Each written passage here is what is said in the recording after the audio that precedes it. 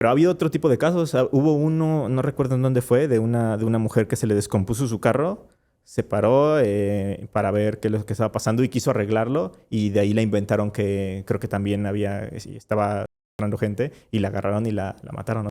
Sí, Canoa es un pueblo de Puebla, una comunidad pequeña, se podría decir, de Puebla, en la que, pero fueron unos chicos como a hacer un trabajo escolar. Entonces ellos iban a, me parece que era algo escolar, pero no tenían malas intenciones, iban a hacer como una investigación, algo así, pero se empezó a difundir el rumor entre los habitantes de que como ellos no eran de la comunidad, habían llegado a lo mejor a secuestrar niños o a hacer algo malo con sus habitantes, y empezó a surgir una histeria colectiva bastante fuerte, y la cosa es que terminaron agarrando a estos chicos y los de jóvenes entre 15 y 25 años, pero era una ola muy grande de suicidios, y la gente de la zona creía dos cosas: o que estaban metidos en una secta, o que estaban poseídos, que el diablo se los estaba llevando. Entonces esta escritora, me parece que también es periodista, viaja hasta el pueblo de Las Heras, en la provincia de Santa Cruz, para investigar qué es lo que está pasando, y se da cuenta de que es algo totalmente diferente. Se juntó con varios jóvenes y les dijo: quiero que me dibujen su comunidad, que hagan, sí, dibújenme cómo viven, o sea, cómo perciben ustedes a su comunidad. Y que le entrega a una chica de 12 años un dibujo, y que pone pues la tiendita, no sé, unas casas, y en una parte del dibujo pone la iglesia y pone el cementerio. Y al lado del cementerio ve que dibuja una persona muy muy alta, con el pelo enmarañado y con las manos chorreándole líquido, algo. Y que le pregunta: oye, ¿qué es esto? Y dice: no, le está chorreando. Es que dicen que ahí por la iglesia y el cementerio se aparece alguien que te puede agarrar y te puede matar. Entonces, si de repente llega un autobús, ves que trae el número 40, que trae por destino Toluca, te subes, le intentas pagar al conductor, no te sale porque no te recibe el dinero, y te das cuenta que todas las personas que están precisamente en el autobús solamente están mirando hacia el frente con la mirada perdida, lo mejor que te puede pasar es que te bajes de ahí, porque seguramente te acabas de topar con el autobús fantasma que recorre Toluca. Antes de comenzar este video, les quiero agradecer muchísimo a mis amigos de Perfumes Dossier por patrocinarlo. Estoy súper contenta de haber recibido estos perfumes que de verdad están increíbles, y les quiero mostrar cómo es que llegan. Cuando tú los pides por la página, que les voy a estar dejando aquí en la descripción, te los envían completamente sellados. De hecho, te lo mandan con una protección especial para que no les pase absolutamente nada, y cuando te llegan, te llega la cajita así específicamente. Aquí vas a poder encontrar el perfume que pediste perfectamente. Este es el Amber y Vanilla, y cuando lo abren van a poder encontrar que aquí están todas las especificaciones sobre su perfume, es decir, a qué huele, cuáles son las notas, cómo funciona. La verdad es que todo está increíble, y además, si no te gusta, lo importante es que te devuelven completamente tu dinero sin hacer ninguna pregunta.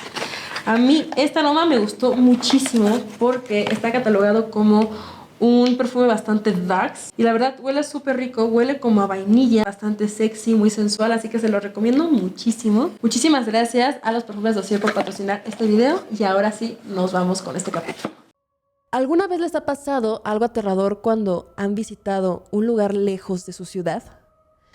Normalmente en este canal hemos hablado de historias paranormales que suceden en el metro, Chapultepec. Al fin y al cabo, lugares que son bastante transitados, metropolitanos.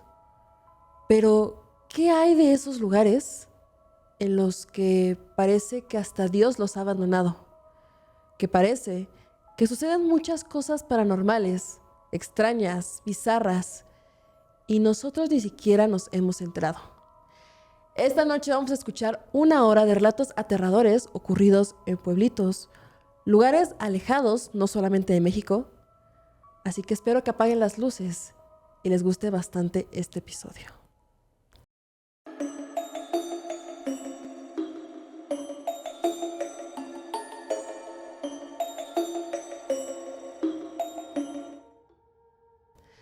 Hola, ¿qué tal, familia Remanchados? ¿Cómo están? Espero que estén teniendo una excelente noche, si es que son valientes, o excelente día, si es que le tienen miedo a los fantasmas.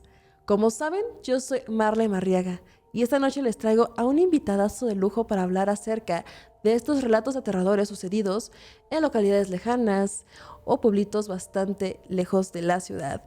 Mi querido Ismael Méndez de Leyenda Urbana MX, ¿cómo estás, amigo? Ya eres un amigo de este canal.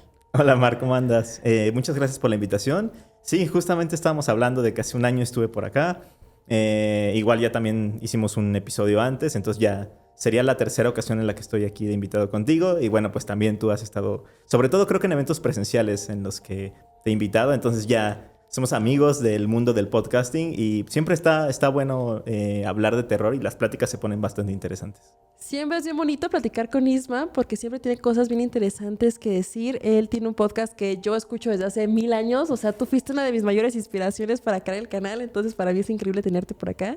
Por favor, compártenos tus redes sociales, qué estás haciendo, dónde te podemos encontrar y hablarnos de tu libro que nos trae, que en algún momento lo presentamos ahí en la FIL de Minería, que es a los eventos a los que se refiere. Entonces, también muchas gracias por la invitación. Sí, bueno, me pueden encontrar, el podcast se llama Leyenda Urbana MX, me encuentran en todas las plataformas de audio, principalmente en Spotify y en YouTube también me pueden escuchar. Y en redes sociales también Instagram, Facebook, Leyenda Urbana MX. Y sí, como decías Mar, precisamente vengo presentando oficialmente ya aquí en tu podcast, porque la vez pasada aún no lo tenía. Pero sí, es un fantasma con sombrero de charro, crónicas de espectros y aparecidos en México. Es un libro en el que pues tengo casi 280 episodios en el podcast y es un libro en el que recopilo algunos de estos relatos de los que he hablado en el podcast. Son relatos de fantasmas mexicanos y es como la versión corregida y aumentada de las historias que he contado en el podcast. Si bien en el podcast hablo de estas historias, no sé, cuando meto varias leyendas en un solo episodio son 4 o 5 minutos para cada una. Bueno, aquí es un capítulo completo para cada una de estos fantasmas o de estas leyendas. Entonces van a poder encontrar desde las más clásicas, como La Llorona, pero vista desde un punto diferente, un punto de vista diferente, hasta otras leyendas más underground, como la aparición de un expresidente en sesiones espiritistas. Mi favorito. O, claro, o como un fantasma que supuestamente está enamorado en el Panteón de San Fernando. Entonces son leyendas variadas que creo que les pueden gustar. A ti te gustó, me imagino. Me gustó Quiero mucho. creer. No, claro que sí, amigo, me gustó mucho. Tuve el honor de poderlo presentar en la FIL de Minería y entonces me lo mandó Isma y me dijo, tienes un mes para leerlo. Yo dije, ok, tenemos un mes. Amigo, desde que lo agarré no lo solté, o sea, lo terminé en 2 días, así, y eso porque hacía cosas. O sea, pero en realidad la lectura es rapidísima y es un libro súper entretenido porque no solamente te cuenta la leyenda, sino que también te da información que podría comprobar o desmentir la situación. O sea, ese que dices del Panteón de San Fernando, a mí me pareció muy curioso, porque pues obviamente escuchas de fantasmas enamorados, de personas, pero ya tú te fuiste a la investigación verdaderamente para ver si sí pasó, si no pasó. Igual con el del presidente Plutarco Elías Calles, que para mí es mi capítulo favorito, que habla acerca de estas sesiones espiritistas que practicaba Plutarco Elías Calles. A mí me pareció fenomenal. O sea, te metiste hasta esta organización de... ¿Cómo se le llama? Sí, el Instituto Mexicano de Investigaciones Psíquicas. Sí, o sea, la idea, y como lo comentas, pues la idea era buscar fuentes. Y si bien no te puedo comprobar si sí existe un fantasma o no, pues la realidad te puedo comprobar que sí se cuentan esas historias y ver su origen, ¿no? El por qué se cuenta que hay un fantasma que se viste de charro o por qué nos da miedo un fantasma que se viste de charro. Entonces va por ahí, como explorar por qué nos dan miedo esas historias y el por qué se cuentan, por qué tanta gente las ha contado desde hace tantos años hasta la actualidad todavía. Entonces creo que por ahí va como que el punto medular y el objetivo del libro como tal. Yo que ustedes me quedaría en este episodio porque al final vamos a estar hablando de un capítulo del libro que se relaciona muchísimo con el tema que vamos a estar hablando. Pero ahora sí, para ir entrando en situación, Isma, ¿tú por qué crees que en estos lugares alejados, en poblados, en estos lugares donde pareciera que no es tan fácil la comunicación, existen tantos fenómenos paranormales? Yo creo que es una herencia de los miedos que teníamos antes. Si bien los pueblos, pues como dices, son en muchas ocasiones aislados, son lugares en donde a lo mejor ni siquiera hay energía eléctrica. En algunos sí los hay, pero bueno, están un poco aislados, no hay como que tanto acceso al internet. En ocasiones es complicado incluso tener un celular, un smartphone, una computadora. Entonces es un poco más complicada la comunicación y creo que la herencia de esas leyendas o de esas historias que siempre se tenían antes y que se fueron contando vía oral de generación en generación, creo que se mantienen por eso. Porque generalmente estos pueblos, si tú vas a un pueblo, si vas de visita, de viaje, de vacaciones, o si tienes familiares en algún pueblo, te das cuenta de que alrededor hay pues muchos peligros. Si bien a lo mejor vas de una comunidad a otra, pues no hay un alumbrado público, no hay una carretera con luces. O a lo mejor cerca hay un río, o una cueva, o está el monte. Son lugares peligrosos por naturaleza. Entonces, ya sea que se te aparezca un animal salvaje, o que te caigas por un barranco porque no estás viéndolo por dónde estás caminando, o que haya, no sé, por ahí alguna persona que se quiera aprovechar de esas circunstancias y sufras un asalto o algo así. Creo que las leyendas surgen también como una necesidad para advertirte de ciertas cosas. Oye, no te vayas para allá porque no te dicen porque hay un río, te dicen porque en el río, en el arroyo, se te aparece un ahorcado, ¿no? O ese tipo de cosas. Entonces, sí, a lo mejor los abuelos les dicen a sus nietos, oye, no te vayas para allá porque está la bruja. Y a lo mejor no está la bruja, pero hay un peligro en la localidad. Y es como para decirle, para que los niños se espanten y digan, ah, sí, no puedo ir para allá porque está la bruja. Y creo que por ahí va. A pesar de que también podemos dejar la duda de que a lo mejor sí hay una bruja ahí, o si se les aparece el ahorcado o lo que sea, creo que más bien surgen como por precaución o para dar alguna lección, y los niños se lo creen, las personas se lo creen, y conforme van creciendo se queda arraigado, y ahora ellos se los dicen a sus hijos, oye, no te vayas allá porque se te va a aparecer, no sé, un caballo con fuego en los ojos o cosas así. Creo que va por ahí un poco la cosa, y también para tratar de explicar cosas que no entendemos. Cosas a las que no les podemos dar una explicación, así como en la antigüedad que se crearon los dioses porque, pues, no sé, el sol le daban una propiedad divina porque, pues, es una bola gigante de fuego que nos alumbra y nos da vida, y le daban estas propiedades divinas porque no entendían exactamente qué es lo que pasaba. Y creo que también hay ciertas cosas que en la actualidad todavía no las entendemos y le tratamos de dar una explicación paranormal o sobrenatural. Son una forma de educación también. Claro, sí, justo. A mí me parece súper curioso porque incluso, o sea, lo vemos allá como en lugares alejados, pero no nos vayamos tan hasta allá. Aquí incluso en la Ciudad de México también se utiliza ese tipo de coerción bastante, el no te metas a este edificio porque está embrujado. No te metas a este edificio porque ahí espantan. Es el caso de la Posada del Sol, Por en ejemplo. donde Antonio Zamudio asegura que no se aparece ningún fantasma de una niña ni nada por el estilo, que es un lugar en donde podría parecerse algo. Hasta el momento él no cree que se haya aparecido como nada en sí, pero se creó la leyenda de que hay una niña que se aparece en los túneles y en la casa con la finalidad de que las personas simplemente no se metieran a robar. La propia historia de la casa de la tía Toña, que es algo similar, que se empezó a hacer la leyenda porque, oye, es un lugar donde está lleno de barrancos y donde la gente se ha muerto por ir allá. Entonces, así de no se acerquen a esa zona porque hay un fantasma de una señora que te va a matar. Y es así. Pero ¿no crees que es una forma de infundir el miedo? ¿No crees que es una forma de también cohesionarnos para que no averigüemos qué hay más allá? También puede ser contraproducente en una, porque si dicen que hay un fantasma, hay gente a la que le gustan los fantasmas. No voy a mencionar a nadie, pero estamos sentados los dos aquí platicando. Pero que, por ejemplo, decimos, vamos a ir ahí porque hay un fantasma. Entonces es contraproducente. No te acerques porque te va a pasar algo. Y al mismo tiempo hay unos loquitos que van y dicen, vamos a ver qué pasa y vamos a grabar. ¿Tú y yo? No, yo ya fui, pero... Tú ya fuiste, pero fuiste a una zona segura, amigo. Sí, no. sí. Es eso, y lo que me decías, a lo mejor están creando una leyenda para evitar tapar algo. En la casa de la tía Toña se cuenta, por ejemplo, que había implicaciones políticas y que el gobierno el gobierno mexicano creó esa leyenda para evitar que fueran curiosos a ver qué estaba pasando, porque se quería privatizar esa zona de la tercera sección del bosque de Chapultepec. Y eso lo pueden encontrar en su libro. Sí, de hecho viene en el libro. Pero ya hablaremos de eso después, porque sí, justo urbanamente también se sigue aplicando eso, pero creo que en los pueblos es más arraigado o es más visible, ¿no? Y como te decía, también cosas a las que no entendemos se les quiere dar explicación. Te platico rápidamente, hay un libro que se llama Los suicidas del fin del mundo, escrito por Leila Guerrero, ella es argentina. Y entonces ella escuchó de un pueblo en la Patagonia Argentina que se llama Las Heras, Es un pueblo que está al sur del continente. Y ella escuchó que había habido una ola de suicidios de jóvenes a finales de los 90 y a principios de los 2000.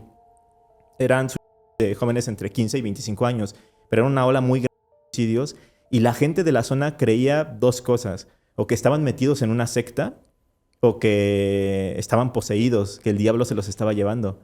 Entonces esta escritora, me parece que también es periodista, viaja hasta el pueblo de Las Heras, en la provincia de Santa Cruz, para investigar qué es lo que está pasando y se da cuenta de que es algo totalmente diferente. Es un pueblo chiquito que eran, que en ese entonces creo que 14 cuadras, algo así. Había solo un hotel que fue donde ella se quedó. Y en ese pueblo descubrió que antes había tenido buenos tiempos porque era un pueblo petrolero, pero se privatizó el petróleo y empezaron a perderse las oportunidades. Entonces se dio cuenta que había desempleo, falta de oportunidades, desesperanza, no había cómo progresar y los jóvenes se estaban dando cuenta de eso y no querían como que seguir el paso de sus padres que no vivían en las mejores condiciones y se terminaban. Entonces descubrió que no eran una secta satánica y que no era el diablo quien se los estaba llevando, sino que era este tema más bien social.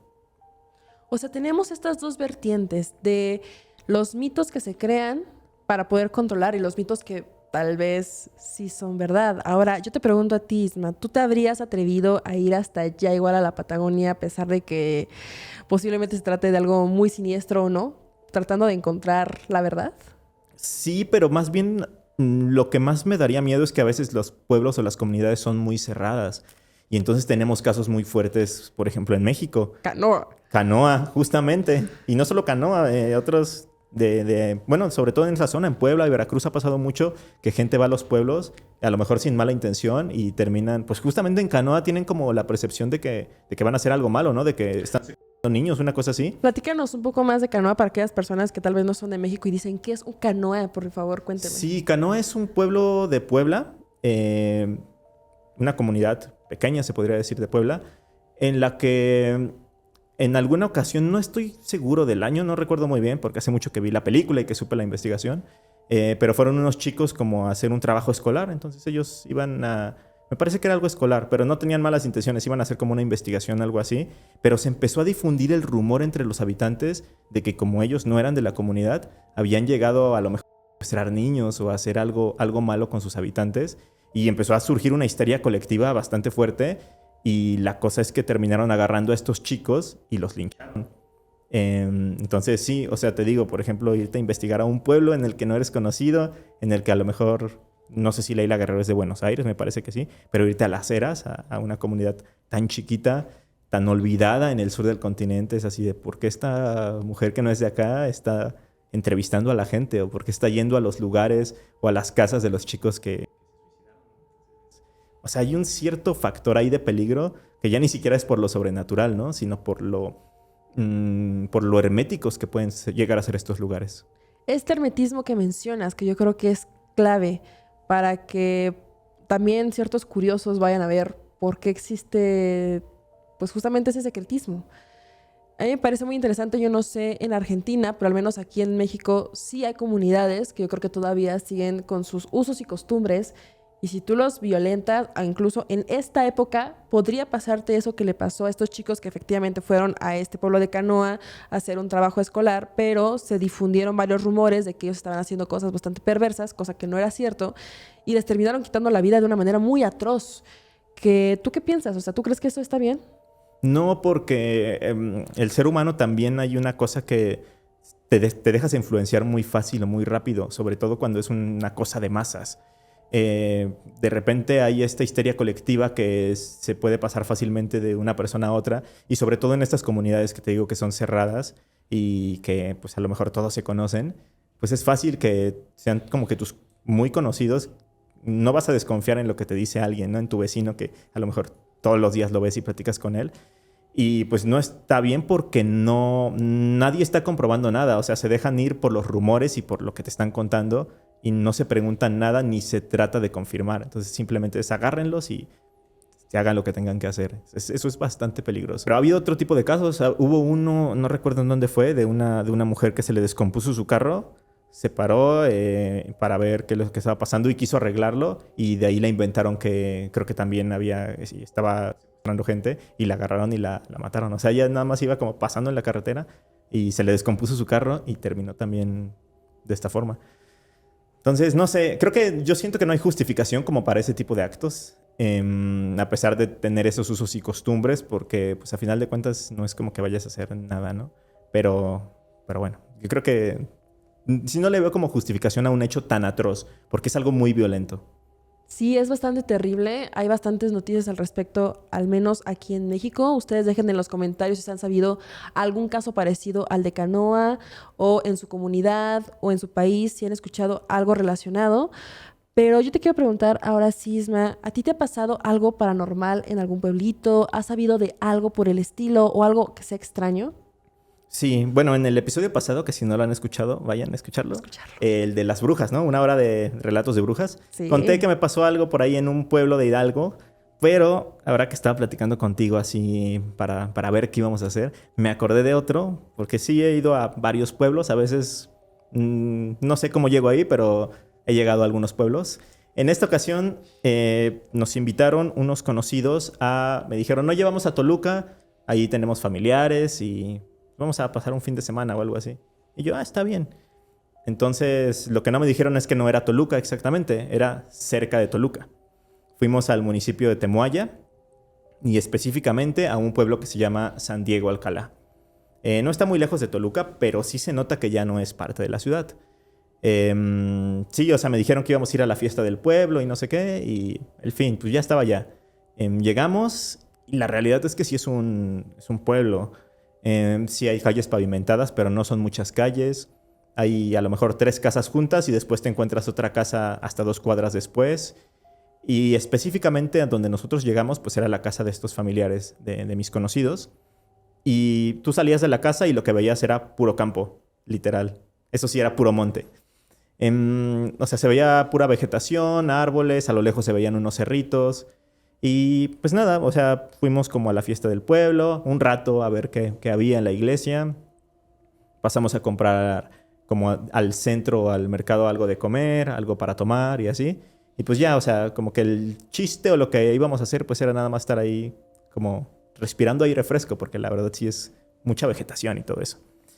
Y bueno, ya en la noche pues no pudimos hacer mucho más porque empezó a llover. Y entramos a la casa, que era una casa de puro ladrillo. Y había, pues la señora, bueno, la abuelita, digamos, de la casa, pues estaba ahí con nosotros. Y como yo ya estaba metido, eso fue hace 10 años, en 2015. Como yo ya estaba metido en el tema de lo paranormal y empezando a hacer como las primeras cosas en YouTube, le dije a mi conocido, oye, saca la cámara, le preguntamos algo a la señora y pues sirve que sacamos material, ¿no? Entonces le preguntamos, sí somos. Sí, somos los creadores de contenido de terror. Y le preguntamos a la señora, oiga, ¿qué se cuenta aquí? O sea, ¿qué le ha pasado a usted? Y era una señora, yo le calculo entre 75 y 80 años, aunque puede que más.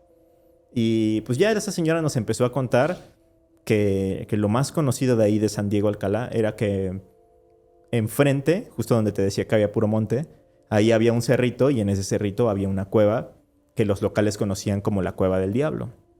Pues de entrada el nombre es bastante curioso y yo sé que en México hay muchas cuevas a las que han llamado Cuevas del Diablo, pero le preguntamos, ¿por qué Cueva del Diablo? Y nos dijo que en las noches, si te acercabas por ahí, pasaban varias cosas, pero que podías llegar a escuchar lamentos o gritos, como de personas, que podías llegar a encontrarte duendes, o que ahí vivía el diablo directamente, por eso le llamaban así, o que de ahí salían brujas. Y nos contó que cuando ella tenía entre 11 y 12 años, que sobre todo en las noches en las que la luna alumbraba más, noches de luna llena, o ya cuando estaba un poco más, pues más completa la luna, se alumbraba como el campo. Y que ella veía cómo, alcanzaba a ver cómo de la cueva salían una serie de brujas. Dice que iban formaditas, o sea que tenían como una formación como muy estricta, y que empezaban a avanzar y llegaban a una zona de árboles y ahí se ponían a bailar, haciendo como una especie de ritual o, si queremos verlo así, como un aquelarre. Y que eso a ella le daba mucho miedo. Y también nos cuenta que a partir de eso, cuando ella creció y empezó a tener a sus hijos, que no los dejaba acercarse a la cueva porque ella había visto las brujas, que ella sí había visto que había brujas que salían de ahí.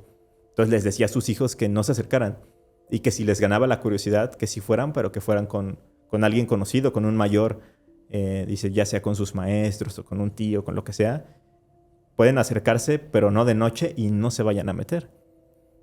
Porque también se cuenta que hubo un tiempo en el que hubo muchas desapariciones. Que esas brujas sí cuando llegaban al pueblo se llevaban a los niños chiquitos y los metían a la cueva. O que había curiosos que iban a la cueva, que se adentraban un poco y que ya no salían nunca. O sea, prácticamente desaparecían. Ya no se sabía nada de ellos.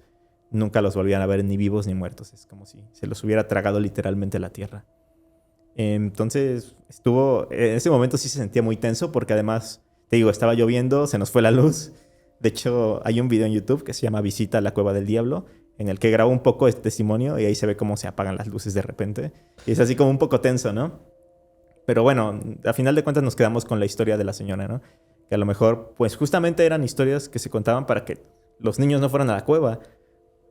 Puede ser. ¿Quién sabe, no? ¿Quién sabe?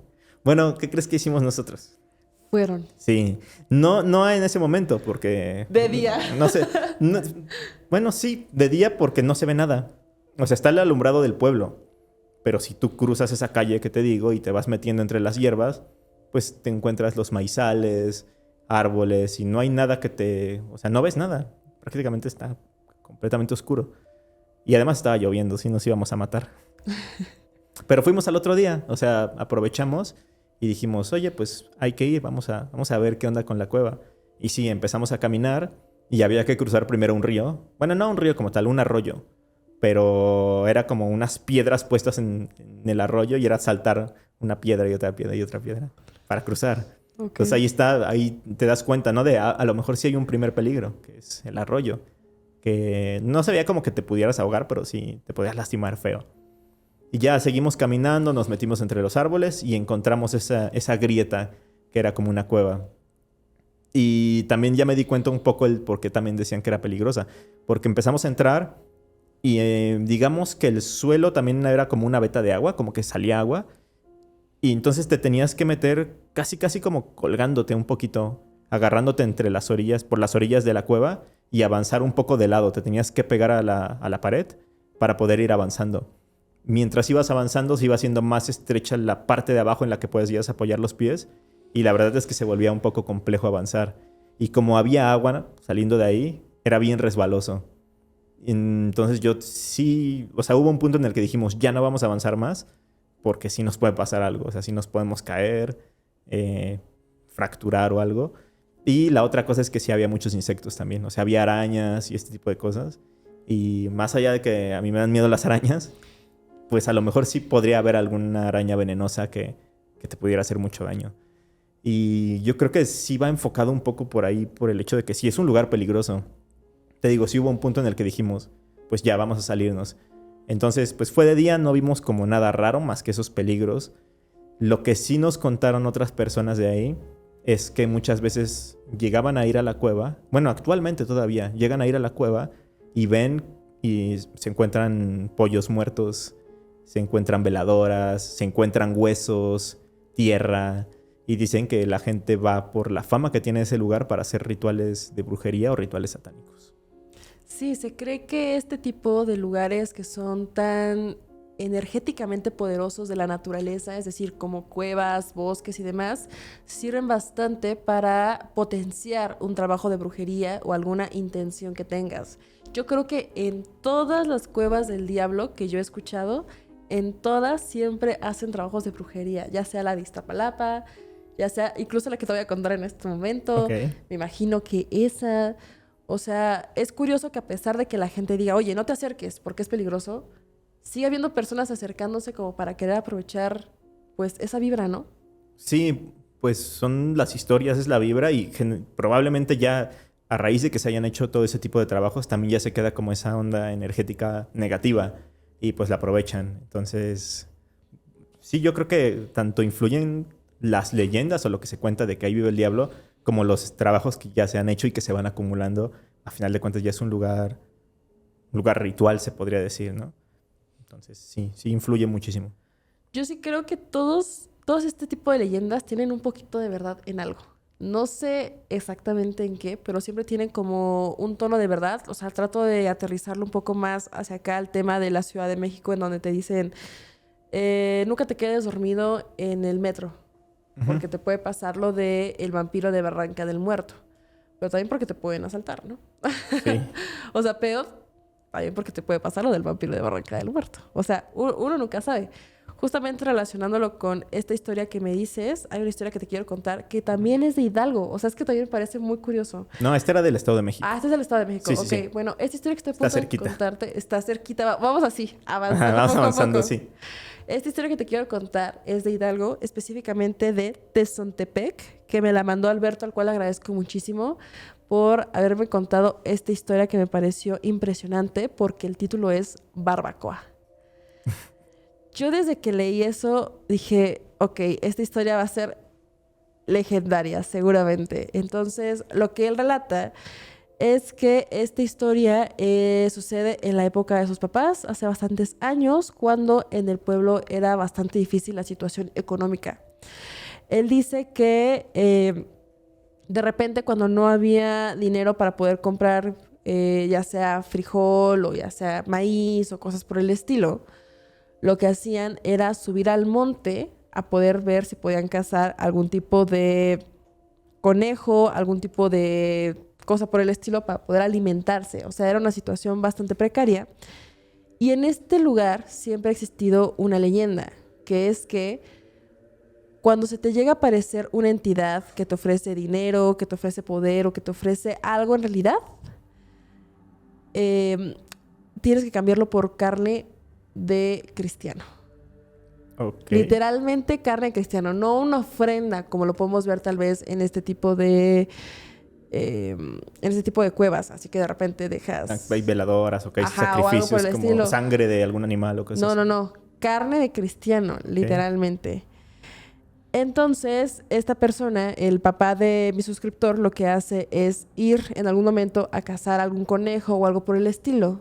Y entonces, en esta localidad hay una cueva, a la cual le denominan también la Cueva del Diablo, y dice que ahí, en la entrada, se encontró con una persona que era un hombre muy blanco, de ojos verdes, de vestimenta que parecía un hacendado, Ujú. y al cual le dijo que lo podía ayudar si es lo que él necesitaba. Esa persona le dice que, pues la verdad es que su familia está pasando por una situación económica muy difícil y demás, a lo que el hacendado lo que le da es monedas de oro para que pueda comprar cosas, y él las acepta. Le dice, ¿qué vas a querer a cambio por este préstamo? Y aquella entidad lo que le dice es que quiere una barbacoa. Ok. Muy contento, el papá de mi suscriptor baja una vez más al pueblo, va a su casa, le dice a su esposa que quiere que hagan algún tipo de comida para esta persona, y lo que hace él es matar a borregos para poder hacerle la barbacoa. Entonces él dice que los estuvieron esperando toda la tarde, toda la noche, y jamás llegó pues la persona. Él regresa una vez más al monte y se lo vuelve a encontrar en la misma posición y le dice, pero ¿por qué no bajaste si te hice tu barbacoa, si te hice todo esto que tú querías? A lo que el hacendado le dice, no me entendiste. Yo te pedí una barbacoa, pero no te dije de qué carne. Yo quiero que sea carne humana, porque tú sabes qué soy. Ujú. Y el otro le pregunta, ¿qué eres? Le dice, ¿quién crees que te va a prestar monedas de oro a cambio de una comida? O sea, no me seas iluso, por favor, ¿no? Esta persona se aterra porque se da cuenta con quién acaba de hacer un trato y le dice que se lo tiene que pagar sí o sí con carne de cristiano. Pero ya no había vuelta atrás, o sea, Ya no ya había había, aceptado. ya había aceptado. O sea, es que esa es la cuestión, ¿no? Cuando le dicen, haz una barbacoa, tienes que preguntar al parecer de qué tipo de carne. Mm. Entonces, el papá de mi suscriptor baja muy asustado, baja hasta el pueblo una vez más y lo recibe su esposa con la noticia de que no encontraban a su hijo, a uno de los hermanos de mi suscriptor. Jamás lo encontraron. Y él cree que la entidad se lo llevó para poderse cobrar Lo que no le dieron. lo que no La le barbacoa que le dieron. había pedido. ¿Cómo ves? Wow. Entonces, básicamente era el diablo, ¿no? Por lo que estamos entendiendo. Pues es que, bueno, una de las cosas que se cuenta es que es bastante, ¿cómo le podríamos decir? Tramposo el diablo, ¿no? Entonces ahí está como, entra este factor de la trampa de, pues sí, te voy a decir algo fácil, pero hay algo más, que es lo que no le dijo, que lo de la carne humana. Entonces creo que entra como esa característica del diablo de que es muy tramposo. Lo que me pareció curioso es que me dijiste que estaba vestido como un hacendado, ¿no? Me imagino que, no sé, alguna capa, algo, un saco, un abrigo, Él lo no sé. describe con botas con espuelas, Ajá, con pantalón de montar y con ropa de montar. Pero al ser una persona que luce con rasgos, la verdad, un poco más blancos, ajá. él consideraba que definitivamente no era una persona del pueblo, sino una persona que seguramente tenía una hacienda por ahí cerca. Claro, alguien de autoridad, ¿no? Sí. Es curioso porque justamente muchas de las representaciones que se le dan al diablo o este tipo de seres van enfocados como con esas vestimentas o con ese tipo de cosas. No sé si seguramente viste Macario, Sí. pues cómo se le aparece a Macario este personaje con las espuelas de oro, con los botones de plata, que justamente le dice a Macario, oye, pues si me das de tu guajolote te voy a dar mis espuelas o te voy a dar mis botones de plata. También como de una forma medio tramposa. Pero es un tipo que se ve que tiene autoridad y tiene poder. Si quieres, pues podemos ir hablando, bueno, relacionándolo con lo que decíamos del charro negro, pues muchas veces dicen que el charro negro es un hacendado, porque hubo un tiempo en el que los dueños de las haciendas eran charros. Después de la independencia, algunos charros empezaron a hacerse de tierras y empezaron a crear estas haciendas y a ser gente que tenía terrenos y eran una figura de autoridad que incluso llegaba a causar miedo. Y muchas veces también por eso como que da un poco de miedo una figura como de autoridad, pero que además sea maligna, que sea el diablo. Entonces, creo que también podría llegar a ser por ahí, como tú lo dices, con espuelas, con ropa de montar, es como... Por ahí podría irse relacionando, ¿no crees?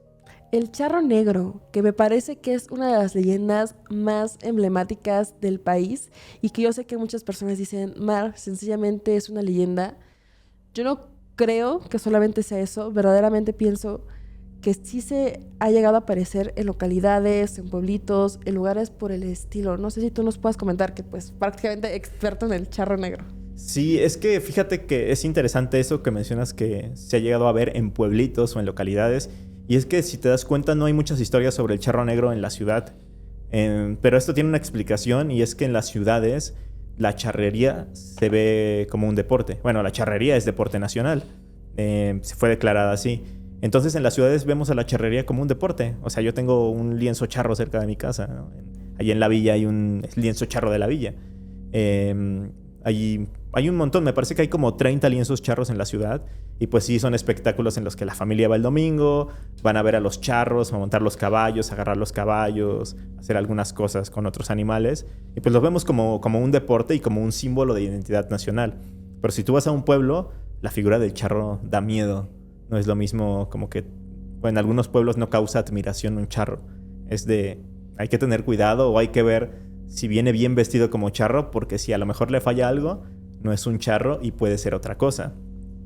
Y es que, bueno, cuenta la leyenda que hace ya varios años había una persona muy humilde de un pueblo de Jalisco que él soñaba con el estilo de vida que tenían los charros en ese entonces, que era cuando estaban en su apogeo, que era gente de dinero, que tenían trajes carísimos, sombreros de piel de animales, tenían una vestimenta impecable y eran muy respetados. Entonces esta persona humilde quería ser como estos charros. Y él, pues él era un campesino, entonces todo lo que ganaba, a veces se quedaba sin comer 1 o 2 días para poder ahorrar y comprarse un traje de charro. Y cuando lo compraba, pues decía, no, es que no luzco como un charro de verdad. Y aparte no me alcanza para mis trajes, tengo que dejar de comer, tengo que sacrificar un montón de cosas para poder comprarme un traje de charro. Entonces lo que él piensa o lo que él determina es, voy a venderle mi alma al diablo para tener mucho dinero y poder ser un charro de verdad. Así vende su alma al diablo. El diablo ve que su alma está llena de avaricia y esto le causa como mucha atracción y le dice, sí, dame tu alma o me voy a cobrar tu alma cuando sea el momento y aquí tienes todas las riquezas. El hombre pues se compra cientos de trajes de charros, manda a construir una hacienda, come bien, bebe los más caros licores y todo. Y llega un momento en el que se da cuenta de que ya teniendo todo lo que quería, pues no lo llena. Y dice, pues es que ahora la gente que está a mi lado está nada más por mi dinero y me ven por eso, por conveniencia. Y empieza a arrepentirse como de este pacto que hizo con el diablo. Llega un momento en el que el diablo lo ve vulnerable, lo ve asustado y dice, creo que ya me voy a cobrar su alma. El hombre se da cuenta de esto, de que el diablo va por él y empieza a construir capillas dentro de su hacienda, a poner cruces, a poner imágenes de santos, pero no le sirve. El diablo entra y lo que se da cuenta el diablo es que su caballo, el más fiel, trata de ahuyentarlo. Y el diablo dice, pues también tú lo quieres defender, también me voy a cobrar tu alma, si es que se puede de alguna forma, un alma animal. De esta forma, pues el diablo llega con el charro y se lleva su alma. Dicen que su cuerpo se empezó a secar y que quedó solamente una calavera vestida con su traje de charro. Y que a partir de ahí este hombre fue condenado por el diablo a vagar eternamente por los pueblos y por los caminos rurales en castigo por haberse acobardado y no entregarle su alma como debería de haberlo hecho. Y su caballo lo va acompañando siempre, justo porque también fue como un castigo para el animal el que tratara de defender al charro. Pues fíjate que muchas leyendas también surgen como lecciones morales, que es algo que no comentamos al inicio, que hablamos de que podían ser advertencias o de forma de ocultar algo o este tipo de cosas, pero se nos olvidó mencionar que también a veces funcionan como lecciones morales o que te tratan de advertir de que no tengas ciertos comportamientos. En este caso, la avaricia. Cuentan que si se te aparece el charro negro, a lo mejor ahora en forma de diablo y no de este hombre desafortunado que terminó penando por toda la eternidad, te ofrece o se le acerca a las personas o que son avariciosas o que tienen problemas de dinero y les ofrece una bolsa de monedas de oro. Y le dicen, pues, ¿la aceptas o no la aceptas? Quien no la acepta, pues el charro se enoja y se va gritando y diciendo que lo volverá a ver. Pero si la persona acepta, el charro lo sube a su caballo con él y desaparecen. Ya nunca vuelven a ver a la persona o la encuentran al otro día sin vida en algún terreno, en medio de un camino, tratando de castigar un poco la avaricia. Pero hay leyendas sobre otros comportamientos morales, de moralidad, ciertos pecados, se podría decir, que se castigan con leyendas y con apariciones de este tipo. Como La Llorona, La Cegua, que creo que son también otras entidades. Sí, la Matlacigua, por ejemplo, que se le aparece en los pueblos de Oaxaca a los hombres que salen de las mezcalerías, que van bastante borrachos, o que son infieles, o que van como en busca de esas cosas. Se les aparece la Matlacigua en el camino y generalmente los seduce y los lleva a un lugar donde haya justamente un barranco o un río o algo y los tira ahí. Algo así va.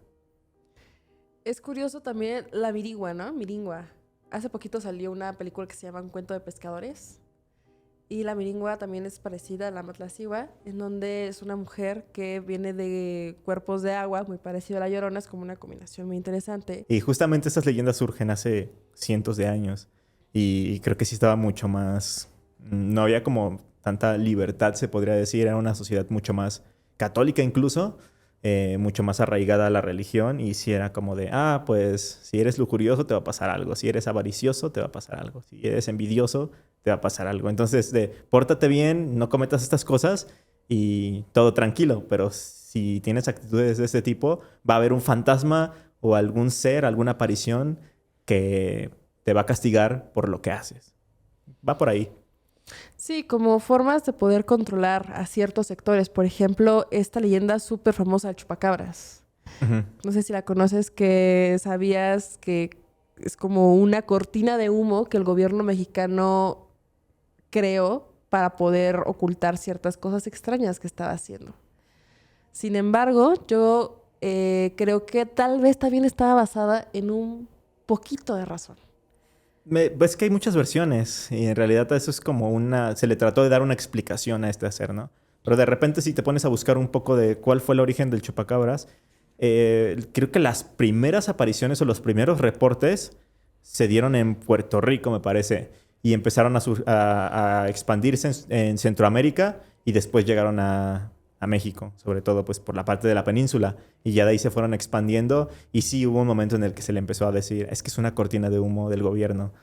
Pero incluso si te pones a investigar, es más, si tú pones chupacabras en Google y le pones en noticias, te van a salir noticias actuales de familia de tal poblado de algún lugar, se encontró con el chupacabras y cosas así. Y te das cuenta de que hay noticias en las que dicen, muere un ganado de forma misteriosa y tienen ciertas marcas. Y ahí, o sea, noticias de... Este año no he buscado, pero el año pasado que hice un episodio del chupacabras para una empresa, encontré noticias de 2024, 2023 de apariciones del chupacabras. Y ya no tiene nada que ver con ese motivo original que se dijo, ¿no? Que era la cortina de humo. Entonces, siempre hay como estos matices en las leyendas. O a lo mejor, no sé, se expandió tanto, perduró tanto, que ya ahora es parte del imaginario colectivo y es uno de nuestros monstruos ahora populares, al lado de La Llorona y al lado de Charro Negro. Y es curioso porque tal vez La Llorona sí es muy de la Ciudad de México o de ciertos lugares que ya están con mucha más metrópolis y así, pero lo que es el chupacabras, pues definitivamente tiene que ser en estos poblados apartados donde seguramente tal vez yo tengo la esperanza de que sí exista.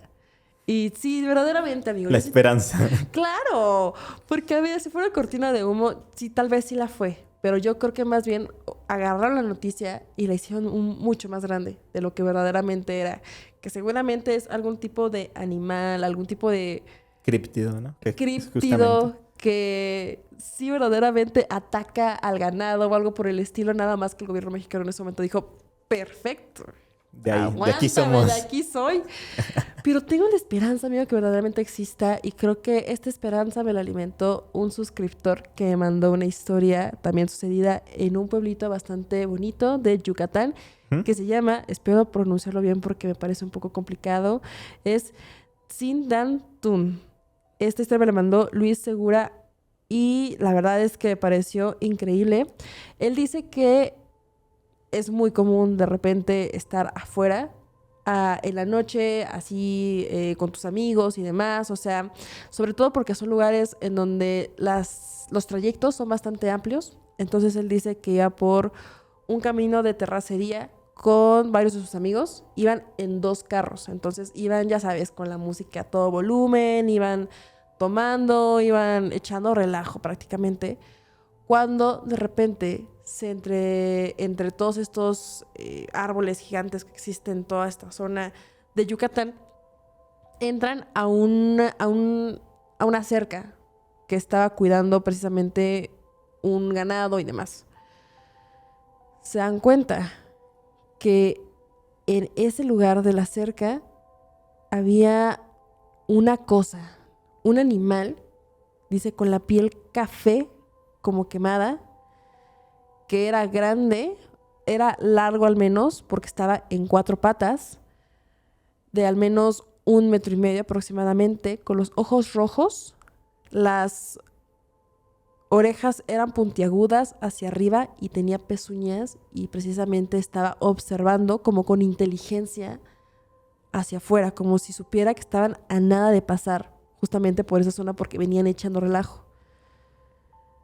Dice que fue algo rápido, o sea, fueron apenas unos segundos, pero lo vieron todas las personas que estaban en ese carro. Él le baja la música y le llama a los amigos que precisamente estaban en la parte de atrás, que venían en otro carro, que también bajaron la música y nada más se dijeron, ¿lo viste?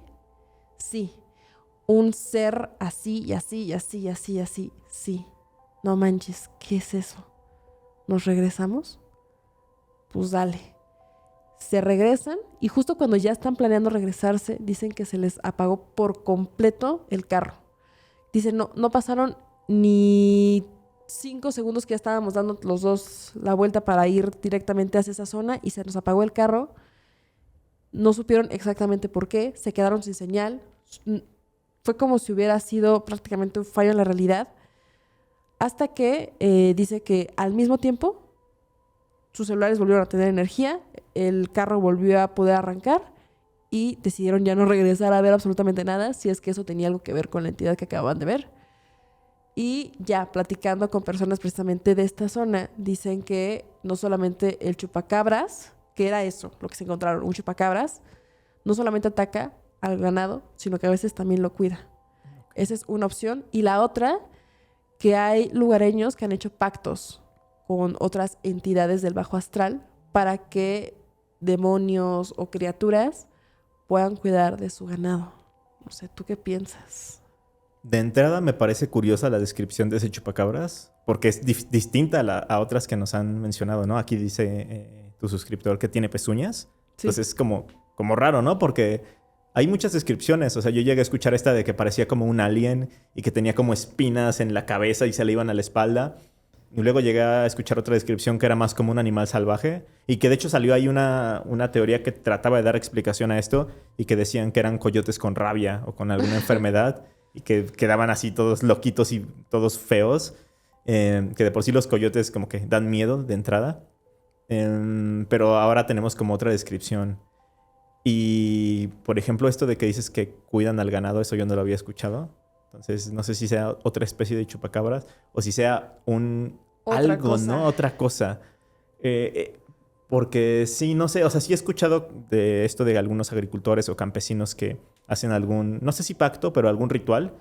Por ejemplo, lo llegan a hacer mucho con los aluches, en los que les dejan una ofrenda, les dejan dulces, les dejan cosas, y es así de, oye, pues cuídame mis campos de cultivo. Pero no lo había escuchado como tal con una criatura de estas características. Pero te digo, lo que me llama la atención es como las características físicas o la forma en la que lo vieron. No sé si lo mencionaste o me perdí un poquito. ¿Se lo encontraron de noche? Sí. Porque justo también muchas veces es... O también otras de las explicaciones que se trata de dar es de... Pues en la noche no se ve bien. Iban a lo mejor alumbrando con los faros de los autos nada más. Y vieron algún animal salvaje. Y a lo mejor como que entre que lo vieron, que no lo vieron, pues tu mente también trata como de darle alguna forma o de completar ciertas cosas que no ve. Pero no sé, es que hay como que muchas explicaciones que se le puede dar a eso. A Claro. pesar de que siempre también vamos a tener la paranormal y como tú dices, ¿no? De que a lo mejor la esperanza es de que sí sea uno de estos animales y de que nos lo vamos a encontrar bien un día. A menos que tengas cabras, yo creo que ahí ya no sería tanta esperanza. No, Pero imagínate. O son la ofrenda que le doy para podérmelo encontrar. Pues no sé, amigo, pero fíjate, es que eso es lo que me pareció curioso, que dice que eran 3 personas en un carro y 3 personas en otro. O sea, fueron 6 personas que dicen, eso que vimos no es normal. O sea, eso sí, que sí, nos sí, sí. encontramos ahí. Y aparte, agregando la información de los pobladores que dicen, sí, aquí se aparece el chupacabras. Hay a veces que cuida el ganado y hay también campesinos, hay personas que se dedican a la siembra, que para que todos sus cultivos salgan bien, hacen pactos con entidades mucho más siniestras de lo que creemos. ¿Habías escuchado eso de personas que hacen pactos para poder proteger la maleza o algo así? Sí, justo como te decía con los aluches, pero son como seres que se podría decir elementales o algo Sí. así, ¿no? O como también cuentan con los chaneques a veces o con los duendes. Ya con alguna entidad, no sé cómo le podríamos llamar, negativa, o como tú dijiste, del bajo astral. O sea, no lo había escuchado como tal, pero creo que, o sea, no sé, no me suena descabellada la idea, porque si hay gente que hace pactos para otras cosas, pues que tengan algún tipo de ritual para que a sus sembradíos les vaya bien, creo que no lo veo tan descabellado. Fíjate que no sé si te conté esta historia a ti, pero justo cuando leí el relato de mi suscriptor me acordé de un relato de mi abuela, que ella es de Oaxaca. Y lo que contaba era que lo que hacían era vestir a niños de blanco, a un cierto número de niños, no recuerdo exactamente qué número, pero un cierto número de niños de blanco con flores en la cabeza. Les hacían una procesión por todo el pueblo. Imagínate los Super Midsommar, una película muy famosa. Aquí van a poner imágenes de Midsommar. Y después de eso los llevaban a una parte muy alta en el monte donde había igual una cueva. Y dicen que metían a los niños, nunca salían. Y del otro lado de la cueva lo único que se veía era como el líquido hemático estaba No. escurriendo por toda la cueva como si se los hubiera comido. Y a partir de ese momento aseguraban por completo que la cosecha de esa decena de años iba a salir bien, porque era cada 10 años. Wow, pues yo creo que es como me imagino que es como una herencia de antiguos rituales o de ciertos rituales que ya tenía esa comunidad, probablemente de sus pueblos originarios o de alguna, sí, no de alguna comunidad indígena en específico que se fue mutando un poco. O sea, no sé si esa comunidad que me comentas es católica o algo así, pero siento que fue como ya una herencia de algo que se hacía en la zona mucho antes. Hay algunas que mutan muy diferente. Apenas hice un episodio hablando de Tlaxcala y ahí mencionaba que, por ejemplo, en el volcán que se llama La Malinche, antes se hacían rituales y se hacían ofrendas hacia... No recuerdo exactamente cómo se llama la deidad, pero es una deidad que fue una... que según la mitología nahua fue esposa de Tlaloc. Entonces está relacionada con el agua, con la tierra, y hacían rituales para que precisamente les fuera bien a las cosechas durante todo el año. Y bueno, cuando pues, sucedió lo de la conquista y todo esto, se mantuvieron esos rituales, pero se sincretizaron. Entonces ahora como que se hacen misas y se hacen otro tipo de rituales, pero ya no del mismo modo, justamente con la intención de que siga habiendo lluvias y siga habiendo buena cosecha. Entonces siento que va por ahí la cosa, pero uno de un lado mucho más turbio y que a lo mejor sí se mantuvo a como se hacía antes. Y ahorita precisamente estamos hablando de historias de México, pero en realidad yo creo que esto no es nada más de México. Yo creo que hay muchos otros países, al menos en Latinoamérica, que también realizan este tipo de rituales, ¿no? O este tipo de... o que tienen este tipo de historias paranormales o extrañas que suceden en esos lugares recónditos. Sí, justo estaba leyendo hace un par de años un libro que se llama Antropologías del Miedo, que es una recopilación de ensayos de varios investigadores. Es un libro bastante académico en realidad, es un libro 100% de antropología, pero tratando de hablar de cosas que tienen que ver justamente con temas oscuros. Por ejemplo, hay un capítulo dedicado a vampiros, otro a leyendas urbanas como las del robo de órganos y estas cosas. Pero a mí me llamó mucho la atención una investigación de un antropólogo que se llama Francisco Gil, que me parece que es español, y viajó a Bolivia a un poblado de 600 personas, un poblado chiquito que se llama Santiago K, así tal cual, Santiago K. Y es un pueblo que está a 3.800 metros sobre el nivel del mar. O sea, es una cosa loquísima. Ok. Entonces él fue para investigar algo relacionado con espíritus y con estas cosas. Y él se encontró que en la comunidad se tenía muy arraigada la creencia de los espíritus, pero de los ancestros. Entonces ellos rendían tributo y homenaje a sus ancestros y creían que los espíritus de los ancestros estaban con ellos, que los cuidaban y este tipo de cosas. Hasta ahí todo normal, no vio como nada raro, nada que le diera miedo, pero conforme avanzaba en las páginas me di cuenta de que sí era algo como muy oscuro y creo que es generalmente, o no sé si a ti te pasa, que ya hablando de terror todas las semanas y teniendo tantos episodios, hay un momento en el que te deja de dar miedo. Que dices, otro día en la oficina, ¿no? Un día normal hablando de Ajá. tlahuelpuchis, nahuales, muertos que viven, fantasmas, bueno, son Sí. vampiros. O sea, ya estamos un poco curados de espanto. Sí. Pero cuando estaba leyendo ese capítulo precisamente, me empezó a dar mucho miedo por lo que estaba contando el antropólogo. Y Ok. es que él comenta que en una ocasión, bueno, que acostumbraban mucho los chicos ahí juntarse en una cancha que tenían de fútbol y se ponían a jugar fútbol en las tardes, noches. Y así se entretenían, ¿no? Así se pasaban el tiempo, porque es una comunidad aislada, chiquita. Entonces, pues hacían deporte, jugaban fútbol. Y dice que un día fue a ver uno de esos partidos y estaban los chicos jugando, adolescentes, jóvenes. Y le pareció algo bien curioso que cuando se les iba el balón, la cancha estaba de subida y se iba como por una colinita, ¿no? Se iba de bajada. Y el balón a veces se iba y caía cerca de una iglesia y un cementerio. Ese cementerio pues no tenía rejas, no tenía bardas, o sea, no estaba delimitado, es un cementerio de un pueblito chiquito. Entonces estaban nada más las tumbas, medio desorganizadas, pero era como el espacio que tenían para enterrar a las personas. Y pues estaba al lado de la iglesia, era como, pues sí, es nuestro cementerio. A veces el balón caía por ahí y él se daba cuenta de que nadie quería ir. O sea, todos se echaban la bolita. No, tú lo pateaste. No, lo hubieras parado, no sé. Y entonces dice que a veces detenían el juego por más de 10 minutos porque todos se quedaban así de, no, yo no voy. Y preferían dejar de jugar que ir.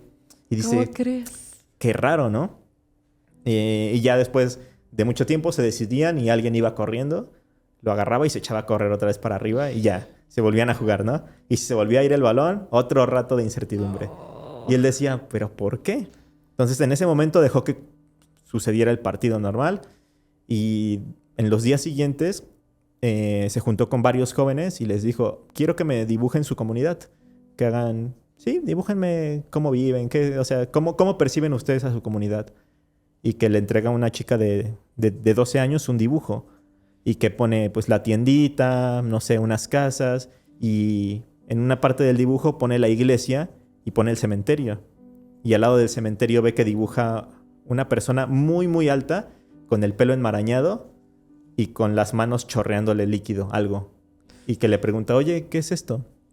Y dice, no, le está chorreando sangre. Es que dicen que ahí por la iglesia y el cementerio se aparece alguien que te puede agarrar y te puede matar. Y se queda pensando así, ¿no? Qué raro. Y luego un chico de 19 años le entrega su dibujo, porque también, o sea, a todos les pidió dibujos, ¿no?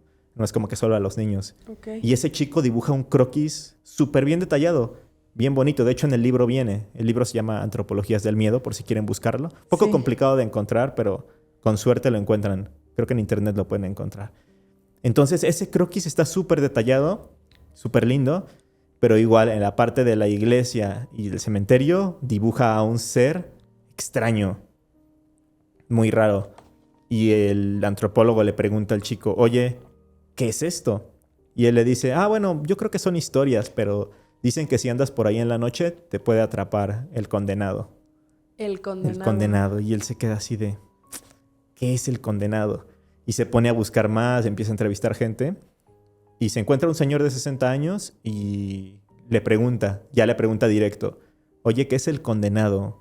¿Y por qué pues la gente tiene miedo de pasar por el cementerio? Y él le cuenta que el condenado parece una persona, pero no tiene cara como de calavera. Y que esta persona es alguien que está condenado a estar entre el mundo de los vivos y el mundo de los muertos. Que es alguien que murió, pero regresó de la muerte por algo malo que hizo y que ahora está vagando y que trata de agarrar a alguna persona que se encuentre en la noche. Dicen que los condenados se aparecen sobre todo en los cementerios o cerca de las iglesias. Porque generalmente, y antes también se hacía aquí, donde había una iglesia, al lado había un cementerio. O directamente abajo de la iglesia se enterraban a la gente, a los religiosos. Y se puso a investigar más, y se encontró con que la gente le tenía mucho miedo al condenado.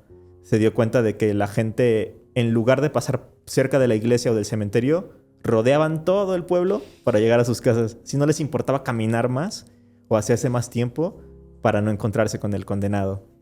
Y se encontró con otra persona que le contó, yo 2 veces en una noche me encontré con el condenado. No, pobre. Entonces él cuenta que había ido a una comunidad cercana a hacer algo de un trabajo y regresó ya como a las 7 de la noche. Ya estaba oscuro y cuentan en la comunidad que si tú ves a alguien que no conoces y que no te saluda, tú no lo tienes que saludar, porque probablemente no es de este mundo. Y dice él que iba caminando y que vio una persona pasando frente a él y que no lo reconoció. La persona no hizo como amagó para saludarlo ni nada y él se siguió. Siguió caminando, pasó por una iglesia y vio a otra persona que nunca había visto en su vida. Y en el pueblo pues es fácil que se conozcan entre todos. Claro. Y él apuró el paso. Se echó a correr y llegó hasta la iglesia y dijo, no, aquí en la iglesia hay un cementerio. Y se echó a correr hasta su casa. Y justo dijo, a lo mejor si yo los hubiera saludado o algo, me hubieran empezado a perseguir para hacerse de mi alma o algo, porque se cree que los condenados eso quieren, como agarrar a más personas y a lo mejor también condenarlas. O sea, ¿crees que el condenado entonces cambia forma para poder atraparte? Puede ser. En realidad te digo, muchos lo describían como alguien así con pelo enmarañado, alto, pero que tenía como cara de calavera.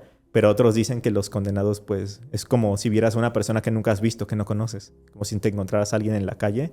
Entonces, no lo había pensado así, pero sí, probablemente como que tiene esa capacidad de cambiar de forma para engañar a las personas. Cuando se encuentran a alguien en la calle que lo salude, piensen, no. No, que no lo salude. No, que no te salude. Ajá. Así que no lo conozcas y no te salude. O sea, no sé, vas por tu calle, ¿no? En la noche. Donde Buenas a lo mejor noches. ves a tus vecinos siempre que andan por ahí. Si ves a alguien que no conoces y no te saluda, no intentes saludarlo porque ¿qué tal que es un condenado? ¿Esta investigación de cuándo fue? No recuerdo exactamente, pero no tendrá mucho tiempo porque el antropólogo es actual, Es contemporáneo. es contemporáneo. Pero pues el pueblito es bastante alejado. Bolivia, 3.800 metros sobre el nivel del mar. ¿Has ido a Bolivia? No, he estado cerca, pero aún no. Sí, sí quiero ir a Bolivia. ¿Tú serías esa persona que va a visitar ese cementerio? Sí me gustaría. O sea, sí iría al cementerio. Generalmente, de hecho, sí, cuando voy de vacaciones, siempre voy a cementerios. De hecho, una vez en Un día conocí Colombia... a los bunkers. Al día siguiente fui al cementerio. En Colombia una vez, de hecho, me hicieron burla en algún momento porque estaba en Colombia y dije, ¿qué hago hoy? Pues voy a ir al cementerio central de Bogotá. Y entonces fui al cementerio yo solito. Ya salí y fui después como a un bar o algo así. Hice conocidos ahí como siempre. Y me dijeron, no, ¿y qué has visitado de Bogotá? Y yo, no, pues vengo del cementerio. Y se me quedaron viendo raro así de, ¿qué? ¿Por qué? Y yo, no, pues Porque está bien, ¿no? tengo un podcast de terror.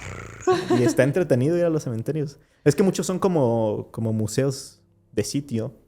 Y sí, a veces en algunos hay hasta plaquitas que te explican cosas. Y creo que está interesante.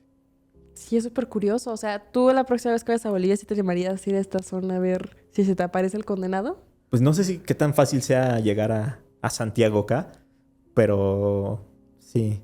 En realidad dicen que no hay como tantos atractivos turísticos en Bolivia. Pero yo creo que ese es uno interesante, ¿no? Sí, pero es interesante. Yo sí me animaría a ir a ver si verdaderamente se aparece o no, ¿no? Sí. Pues saludos a la gente de Bolivia. No sé si tengas fans bolivianos. Sí, yo creo que sí, en algún momento sí. Así Seguro, que seguro. un saludo ahí, pongan gente de Bolivia y si les ha pasado algo extraño. Fíjate que yo acerca de cementerios no había escuchado ninguna leyenda de pueblito ni nada por el estilo, pero justamente regresando un poco a la parte de Toluca, yo sí tenía una historia de Toluca y no la había visto. ¿Ya te acordaste? Ya me acabo de acordar y pude haberla unido hace ratito, pero bien, todo pasa por algo. Ya estamos dando ya casi nuestro cierre. Sí. No sé si has escuchado acerca de el autobús fantasma de Toluca. Me suena, no estoy seguro. A ver, cuéntamela. Sí, a ver si claramente. yo también me acuerdo después. Se dice que hay un autobús que pasa precisamente para llevarte a otra zona, precisamente. Es Estado de México, ¿verdad? Toluca Sí. es Estado de México. Precisamente para llevarte a otras zonas del Estado de México y que pasa por una carretera federal. El número 40 es. Entonces, si de repente llega un autobús, ves que trae el número 40, que trae por destino Toluca, te subes, le intentas pagar al conductor, no te sale porque no te recibe el dinero y te das cuenta que todas las personas que están precisamente en el autobús solamente están mirando hacia el frente con la mirada perdida. Lo mejor que te puede pasar es que te bajes de ahí porque seguramente te acabas de topar con el autobús fantasma que recorre Toluca. O eso es al menos lo que dice uno de mis suscriptores, quien asegura que uno de sus conocidos llegó a pasar por este autobús. Él dice que esa persona ya era bastante tarde, ve que el autobús está lleno, porque eso también es muy primordial en México, tener que ver que el autobús está lleno, si no, no te subes.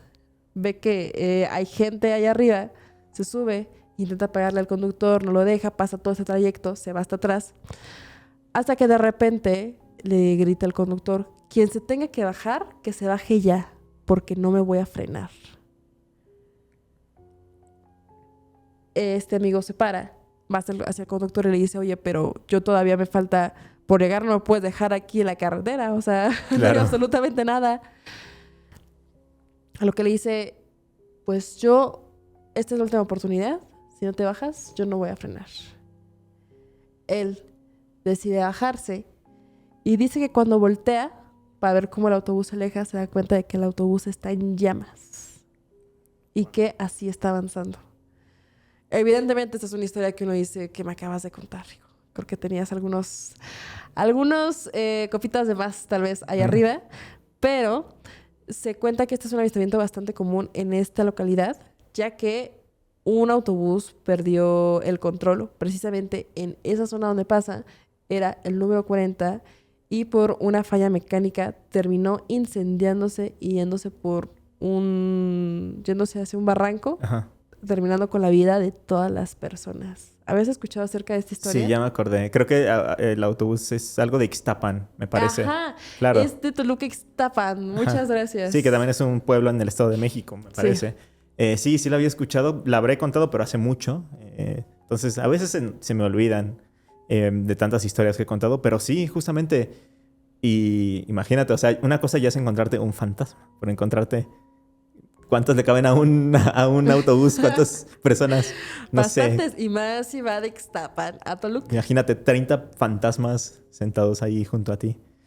Me acordé de algo bien que me dio mucho miedo en alguna ocasión. O sea, bueno, me sacó mucho de onda. Y es que también, no me acuerdo exactamente, aquí sí les debo parte de la información, solo me vino a la mente. En un pueblito se cuenta que mucha gente que va pasando por sus autos o con sus camiones o así, ven algo raro y ven que hay muchos jóvenes haciendo autostop, pidiendo como ray, en medio de la carretera, en un poblado. Y notan que estos chicos tienen uniforme como de fútbol, como si hubieran ido a jugar algún partido, no sé. Y de repente, si se quieren parar o después si voltean a ver en el retrovisor, ven que ya no hay nadie.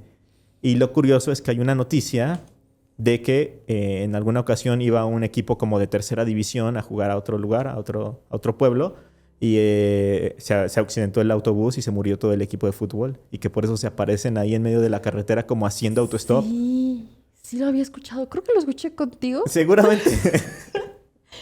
Hay un podcast que se llama Leyenda Urbana que ya narró esto, amigo. Plagiador.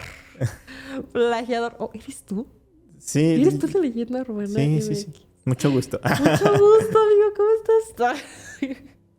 Sí, lo escuché contigo. Yo me acordé. Sí, puede ser, puede ser. No manches. O sea, sí, ya había escuchado de esa historia y también, obviamente, esta famosa mujer de la curva y demás. Claro. Pero la aparición de niños como haciéndote autostop y de repente cuando ves... Ya no hay nada. Ya no hay Y es nada. así, ¿de dónde se fueron? Eran, no sé, un equipo tiene 23 jugadores. ¿Dónde están? ¿En dónde quedaron, amigo?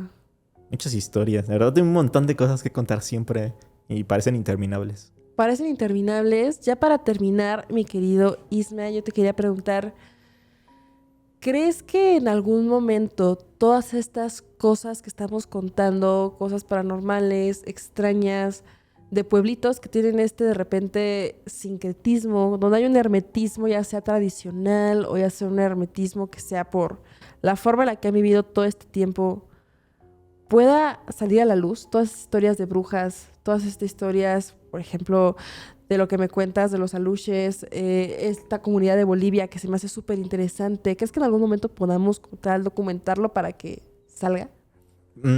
Se puede. Hay mucha gente que se dedica a eso, sobre todo los antropólogos, como te mencionaba, este antropólogo que fue a Bolivia. Apenas estaba leyendo otra investigación no me acuerdo quiénes la hicieron, pero fue de la Universidad Autónoma de Tlaxcala, me parece. Hicieron un artículo que se llama La muerte violenta de niños por brujas en Tlaxcala. Así se llama la investigación. Y entonces encuentran historias de poblados súper chiquitos que a lo mejor tú nunca hubieras escuchado o que salen a la luz. Entonces van a un pueblo que se llama San José Xicoténcatl y ahí entrevistan a un campesino ya mayor y él cuenta que cuando era niño vivía en una casa que tenían que tapar en las noches con cobijas porque eran rendijas, eran tablas y se filtraba el frío, en la mañana se filtraba la luz y él decía que a las 7 de la noche sus papás le decían que ya no podía salir. Y dice que era porque las brujas se aparecían por ahí, las tlahuelpuchis, y buscaban niños. Y que cuando agarraban a un niño, se lo llevaban a un árbol y le chupaban la sangre del cuello y dejaban el cuerpo tirado y se volvía negro. Y es así como de, imagínate cuántos pueblos hay en Tlaxcala, cuántos pueblos hay en Yucatán, por ejemplo. Hay leyendas que no conocemos y que si no es por la labor de otras personas que van a tratar de documentarlas o a tratar de saber un poco más acerca de sus comunidades, pues sería bastante difícil. Entonces creo que sí hay mucha labor de antropólogos que se dedican a tratar de rescatar ese tipo de cosas, sobre todo por un tema de identidad y del ver por qué surgen y para qué surgen este tipo de leyendas y por qué se cuentan, que es más o menos lo que hablamos un poco al principio, ¿no? De tratar de dar una explicación del por qué en los pueblos hay tantas leyendas. Entonces creo que sí se puede, pero es una labor muy ardua porque muchos pueblos, como bien lo dices, son herméticos, es difícil el acceso a veces. Y pues muchos también son muy cerrados a sus tradiciones y a sus historias y a lo mejor no le cuentan a cualquiera las cosas que pasan o que se cuenta que pasan ahí. Y ahorita qué curioso que mencionas a las tlahuelpuchis, porque internacionalmente las tlahuelpuchis son consideradas como las mujeres vampiro de México y de Tlaxcala. O sea, para aquellas personas que de repente hacen chistes de Tlaxcala existe, pues para el mundo sí. porque son consideradas como las mujeres vampiros más emblemáticas, al menos de México. Y es curioso porque, a ver, o sea, son mujeres que, o sea, se cuenta que, a ver, las Tlahuelpuchis nacen desde la época de prehispánica y se dice que son mujeres jóvenes, que en el momento en el que les baja la regla, la menstruación, por primera vez empiezan a tener poderes como Carrie. No lo había relacionado con Carrie. Sí, claro. O sea, yo creo que Stephen King supo cosas de Tlahuelpuchis. No me engañes, Stephen King, plagiador. O sea, para mí queda por ahí. Y entonces empiezan a tener como ciertos poderes y entonces ellas se van a un sector a que otras Tlahuelpuchis a las que les pasó lo mismo les empiecen a entrenar. Estas mujeres al final terminan alimentándose de sangre humana, que prefieren a los bebés, más bien, pero podrían alimentarse de la sangre de cualquier persona que está por ahí. ¿Estoy en lo correcto? Sí, justamente. En algunas ocasiones se dice que justamente siendo niñas recibieron como alguna maldición y se manifiesta esto precisamente como tú lo dices cuando tienen su primera regla. Y sí, también se juntan estas mujeres y tienen pues bastantes capacidades raras o sobrenaturales. Algunos dicen que pueden volar, otros que pueden convertirse en animales, que eso creo que me parece como es más común. Se convierten sobre todo en guajolotes. Muy común. Ajá, mucho más común. Y sí, se tienen que alimentar de sangre humana.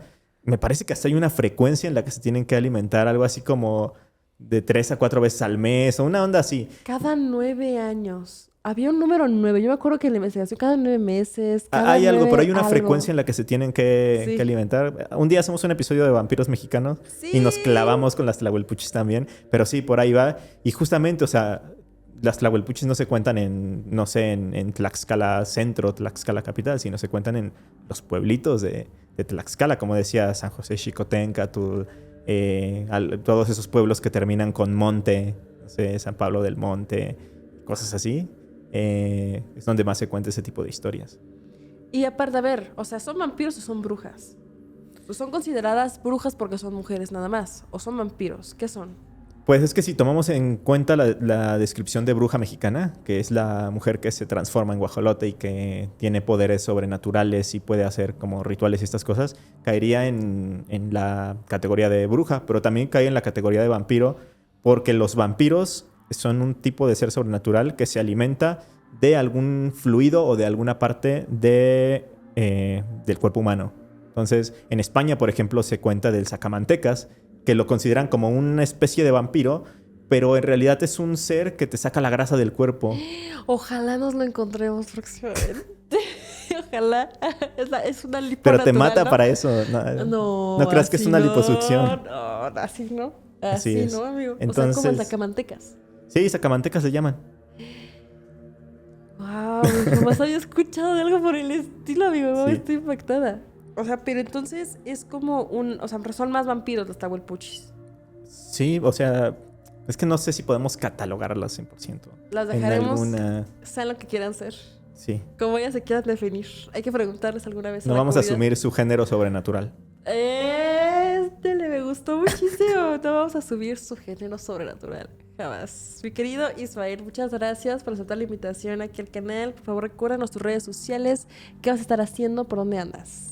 Gracias a ti por la invitación, Mar. Siempre se pone buena la plática y sacamos un montón de cosas. Bien raras, amigos, sí, siempre. Pero sí, pues es por el amor a lo paranormal. Sí, pues pueden encontrarme si quieren conocer más historias mexicanas. Mi podcast está enfocado 95% a historias y leyendas mexicanas. Me encuentran como Leyenda Urbana MX, Facebook, Instagram. Me escuchan en Spotify, en YouTube, pero estoy en todas las plataformas de audio. Ahora sigo presentando el libro, Un fantasma con sombrero de charro. Seguimos en la presentación. Apenas estuviste, como lo mencionamos al inicio, conmigo en Filminería. Estuve apenas con otros colegas ahí en las librerías Gandhi. Y bueno, síganme en redes sociales para que se enteren de los eventos, de las próximas presentaciones, ya sea en Ciudad de México o en otros estados. Y lo pueden conseguir en cualquier librería Gandhi, en El Péndulo o en buscalibre.com, ahí para que lo pidan y conozcan más historias de fantasmas mexicanas. Sí, les recomiendo muchísimo el libro. Les digo que a mí me gustó muchísimo. Fluye bastante bien. O sea, es un libro que te lees así, rapidísimo, si eres amante del terror. Mi querido Isma, muchísimas gracias una vez más. Y a ustedes les agradezco muchísimo por haberse quedado hasta el final de este episodio. No olviden suscribirse a este canal, que es la mejor forma de apoyar a este contenido. Como pueden ver, ahí vamos incursionando, trayendo invitados de lujo, como lo es Isma, que ha venido varias veces. Ya saben que les traigo por ahí temas interesantes, misterios de bastantes años, podcasts, relatos paranormales, o sea, este es un canal que está hecho completamente para ustedes y la mejor forma es suscribiéndose a este canal. Sin más que decir, familia Remanchados, dejen en los comentarios un vampirito para saber que llegaron hasta el final del episodio y así les voy a estar comentando y dándole like. Espero que tengan una excelente noche y que sobre todo no se topen con el chupacabras cuando van a salir con sus amigos. Hasta la próxima.